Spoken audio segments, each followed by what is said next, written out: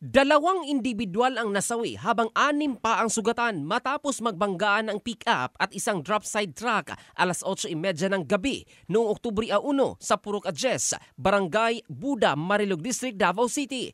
Kinilala ang mga nasawi na sina Christopher Dasalya Alag, residente ng Bago Aplaya, at isang Ruel Activa.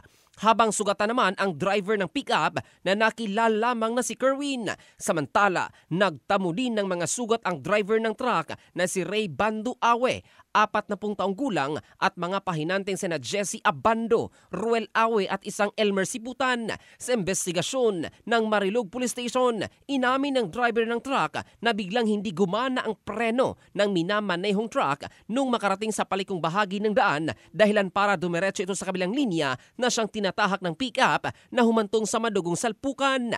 Dahil sa lakas ng impact, tumagilid ang truck at nagkalat sa daan ang mga karga habang mabilis namang isinugod sa ospital ang mga nasugatan, subalit 2 ang diniklarang patay.